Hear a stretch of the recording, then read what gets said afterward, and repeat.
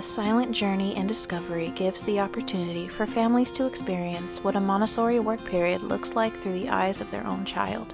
The adults get an interactive glimpse of how they are introduced to certain concepts and ideas during the 3 to 6 age level.